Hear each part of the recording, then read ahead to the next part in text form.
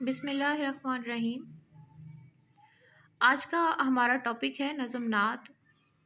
پچھلے دنوں ایک ویڈیو بنائی تھی جس میں نظم نعت کے اشعار کی تشریح کچھ زیادہ تفصیل سے بیان کی گئی تھی۔ نظم نعت کے اشعار کی تشریح کچھ تھوڑی سی مختصر کر کے دوبارہ سے یہ ویڈیو بنائی ہے۔ اس کا پہلا شعر ہے: ہر درد کا ہوتا ہے درمان مدینے میں، خالق کا بھی ہوتا ہے عرفان مدینے میں۔ یہ نظم بہزاد لکھنوی نے لکھی ہے۔ اس کے پہلے شعر کی تشریح کچھ اس طرح سے ہے: نظم کے مطلع کہتے ہیں جو نظم کا پہلا شعر ہوتا ہے اس کو مطلع کہا جاتا ہے، اور نظم کے آخری شعر کو مقطع کہا جاتا ہے۔ نظم کے مطلع میں شاعر حضرت محمد خاتم النبیین صلی اللہ علیہ وسلم کے شہر مدینہ سے اپنی عقیدت و محبت کا اظہار کرتے ہوئے کہتا ہے کہ زندگی کی ہر مشکل کا حل حضور اکرم صلی اللہ علیہ وآلہ وسلم کی سیرت طیبہ میں پنہاں ہے۔ پنہاں کا مطلب ہے پوشیدہ ہے یا چھپا ہوا ہے۔ آپ نے عرب کے بگڑے معاشرے کو تاریکی سے نکالا، غریبوں کی مدد کی اور اپنے پرائے کا غم کھایا۔ اس لیے عاشقان رسول صلی اللہ علیہ وآلہ وسلم آپ کی محبت میں روضہ رسول صلی اللہ علیہ وآلہ وسلم کی زیارت کرتے ہیں۔ شاعر کہتا ہے کہ ہر دکھی دل کی فریاد آپ کے در پر ہوتی ہے۔ اللہ تعالیٰ نے آپ کو بھیج کر تمام انسانوں کے لیے رحمت کے دروازے کھول دیے۔ ہمارے دین کی مکمل وضاحت قرآن اور آپ کے اسوہ حسنہ سے ہوتی ہے، اس لیے آپ کی تعلیمات ہی سے کائنات بنانے والے رب اللہ اور انسانیت کی پہچان ہوئی۔ بقول شاعر: وہ نبیوں میں رحمت لقب پانے والا، مرادیں غریبوں کی بر لانے والا۔ نظم نعت کا دوسرا شعر ہے: خاک در اقدس پہ رکھتی ہے جبین دنیا، اس طرح نکلتے ہیں ارمان مدینے میں۔ اس کی تشریح کچھ اس طرح سے ہے کہ اس شعر میں شاعر حضرت محمد خاتم النبیین صلی اللہ علیہ وآلہ وسلم کے شہر مدینہ سے اپنی عقیدت و محبت کا اظہار کرتے ہوئے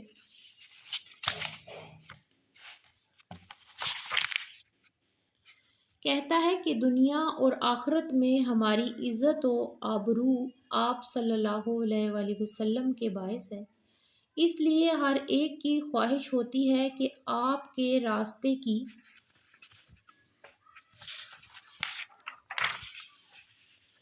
خاک بن جائے، تاکہ اس کی دنیا و عاقبت سنور جائے اور وہ اسوہ حسنہ پر عمل کر سکے۔ شاعر کا دل عشق رسول صلی اللہ علیہ وآلہ وسلم سے لبریز ہے۔ یہی محبت اطاعت رسول ہے۔ آپ کی محبت ہی ہر ایک کی زندگی کا مقصد ہوتا ہے۔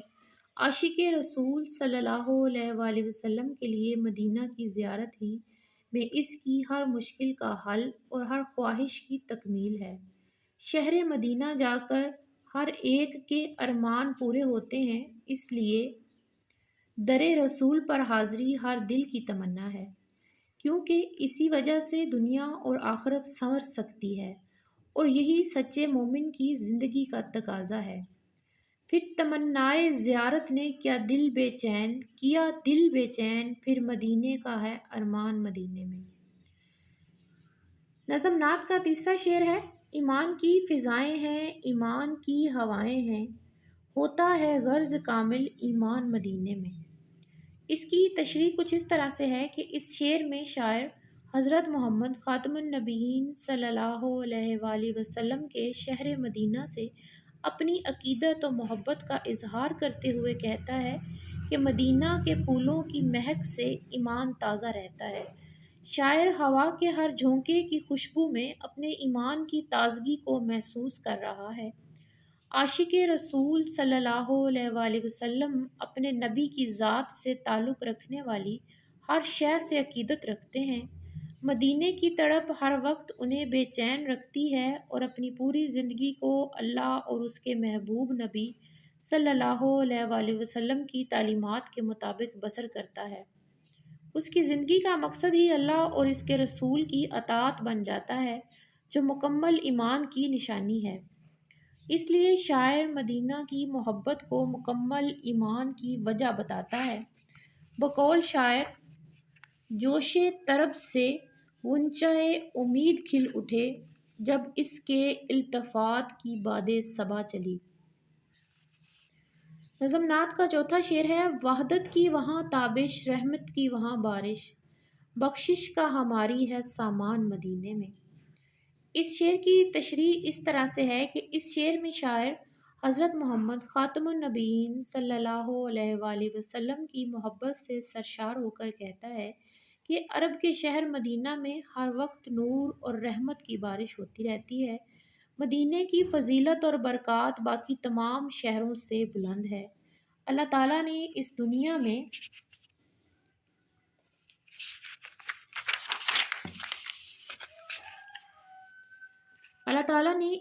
میں محمد صلی اللہ علیہ وآلہ وسلم کو بھیج کر تمام انسانوں کے لیے رحمت کے دروازے کھول دیے۔ آپ کی آمد سے نہ صرف جہالت اور تاریکی میں ڈوبی دنیا روشن ہوئی، بلکہ آخرت میں بھی امت کی راحت و فلاح کا ذریعہ بنی۔ آپ نے بتایا کہ ہمارا رب ایک ہی ہے جس کا نور پوری کائنات پر چھایا ہے۔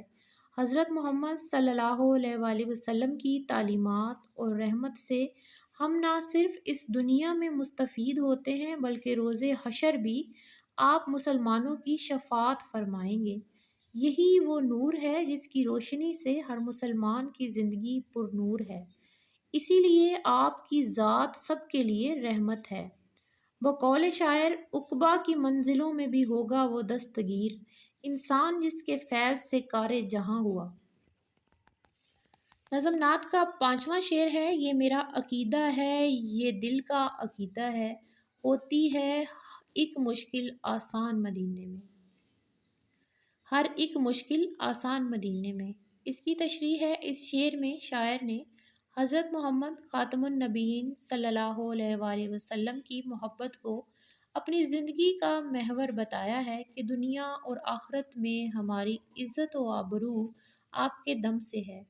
جب عشق رسول صلی اللہ علیہ وآلہ وسلم میں سرشار دل کوئی جذبہ محسوس کرتا ہے تو وہ آپ کی محبت و عقیدت کا جذبہ ہوتا ہے۔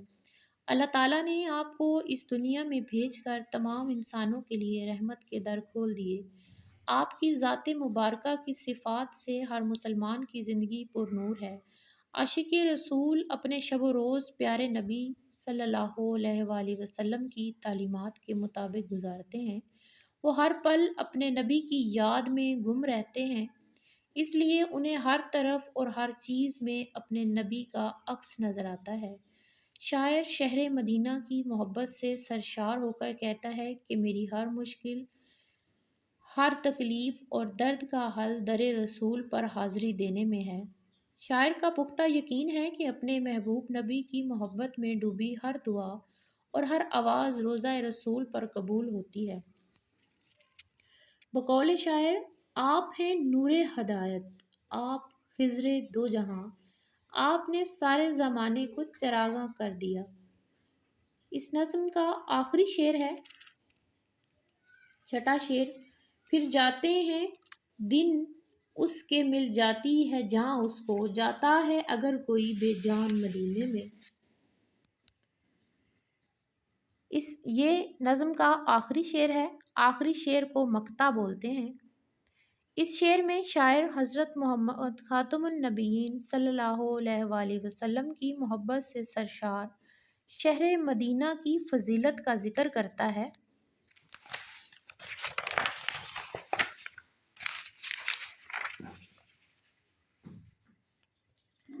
مدینہ پیارے نبی کا شہر ہے، اس لیے اس کی برکات باقی شہروں سے بلند ہے۔ نبی کریم نے تمام انسانی زندگی ہمدردی، محبت، درگزر، اخلاق حسنہ، علم و دانائی، صداقت، دیانت، تحمل و برداشت جیسی صفات کا عملی نمونہ پیش کیا۔ عشق رسول سے سرشار لوگ سیرت طیبہ پر عمل کر کے اللہ تعالیٰ کی ذات و صفات سے واقف ہو سکتے ہیں۔ دنیا و آخرت میں فلاح کا ذریعہ حضرت محمد صلی اللہ علیہ وآلہ وسلم کی ذات مبارکہ ہے۔ شاعر کہتا ہے کہ در مصطفیٰ پر حاضری کا شرف مردہ دلوں میں جان ڈال دیتا ہے، مایوسی ختم ہو جاتی ہے، اس حاضری کی برکت سے دن بدل جاتے ہیں، قسمت مہربان ہو جاتی ہے، مایوس دل کا ہر ارمان پورا ہو جاتا ہے، بے رونق زندگی پر نور ہو جاتی ہے، شہر مدینہ کی زیارت جینے کی امنگ پیدا کرتی ہے۔